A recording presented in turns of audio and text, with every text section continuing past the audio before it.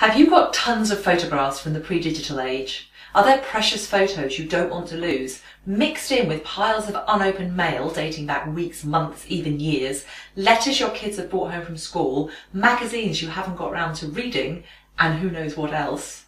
I'm Rachel Papworth from Green and Tidy, and I'm the online professional organiser. And if there's one thing my thousands of clients ask for help with more than any other, it's paperwork. And I'll let you into a secret. Paperwork is one of my favourite things to declutter and organise. Yes, really, and I love decluttering and organising in general. So I'm really excited to give you a special YouTube discount of 25% off Declutter, Paper and Paperwork, my new video course, using the address on the screen, which is also in the information below as a clickable link.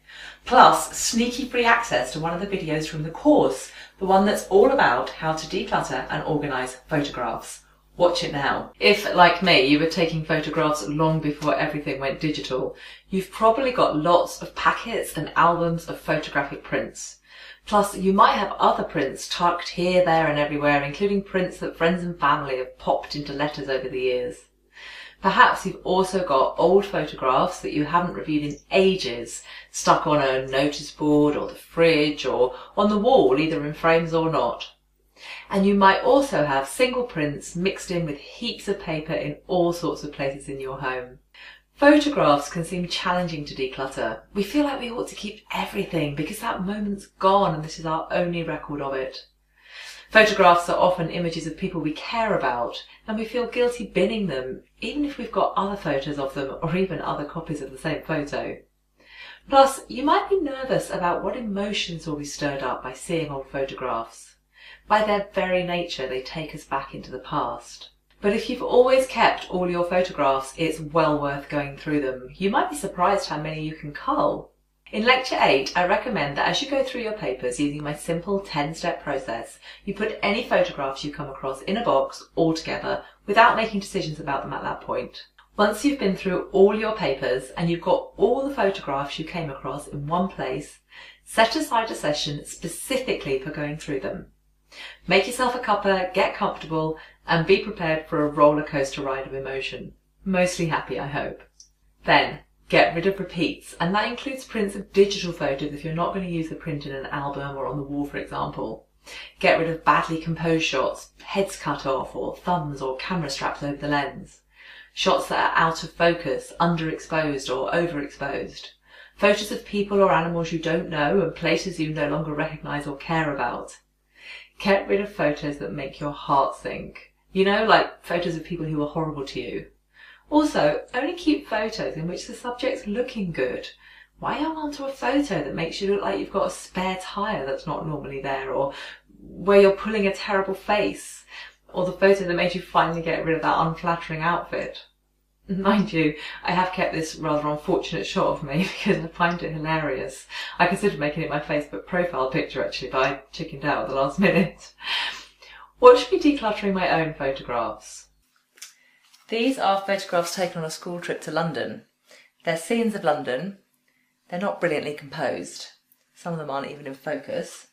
They're taken on a very old and therefore not particularly good quality camera. So I'm not going to keep the ones that don't really tell me anything. I mean, this one, for example, is so dark you can hardly make it out. Oh, a photo of somebody with their head cut off. That can definitely go. Yeah, badly composed scenes of London. And a photograph of all my school friends, my sixth form friends, when I was about 16 or 17, which would be lovely, and I can see all our 80s hairstyles and clothes, but it's so dark you can hardly make out people's faces, so I'm going to let that go. So that's that whole set going to go. Okay, now I have a set here from a family holiday when I was a child, and there's some quite nice photos in here of my parents and my brothers when I was younger, but then there's also really quite rubbish photographs of countryside, graveyards, some church we visited, which don't really add anything to my life, and I'm going to let them go. So you can see I can quite quickly weed through. Now, they don't have to have people in them for me to keep them. If it was a picture of something that I remembered from a holiday and which, you know, meant something to me, obviously I would keep it, but most of these they don't. These are all the ones in the family that I'm keeping. you can see I can do this quite fast, but there we go, another load of countryside ones. Right, so that lot, they're going, and I'm just keeping these. Okay, now these are called camera walks. So these are photographs that my brothers and I did with my dad when we were younger. And again, there are some nice photos of my family, and then some scenery, which doesn't mean anything to me anymore, and there's no point in me keeping it. Keep the ones of the family, just ducks, rabbits, a church, sheep. That one's so dark again, and that one also so dark you can hardly make out the people, so I'm going to let that go. Finally, we have ones here from a wildfowl centre. So, not very in focus, rather dark picture of some flamingos. That's a picture of me feeding some ducks, so I'm going to keep that. It's got my arm in it. But the out of focus ones and the dark ones, I'm going to let them go. I can just about make out that's a moorhen, but only just, so that's going to go. So just a couple of photos I'm going to keep from those. You may have noticed that my photographs were already categorised. If yours aren't, as you're going through them to cull them, sort them into categories. Putting them in chronological order is an obvious way. You might also like to put all the photos of a particular pet in a pile together, or you might want to gather together photos that show how your home has changed over the years. Two other things before we move on to the next step. First, what about all those negatives? Do you keep them? Look, the only reason to keep negatives is so that you can make more prints. A print from a negative is always going to be of a higher quality than a reprint from a print. But really, how likely is it that you're going to want to make reprints? Unless there's a realistic chance that you will, bin those negatives. And second, how should you dispose of the photo prints you don't want? As I mentioned before, I'm sorry to say you have to put them in the general rubbish because photographic paper isn't recyclable. Another reason to be glad we take photos digitally these days. Once you've been through all your photos, so you're left with just the ones you want to keep, gathered into categories, it's time to decide how you're going to store them. One obvious way is to make photo albums. You can either do this with the physical prints, or you can digitise them and make a photo book.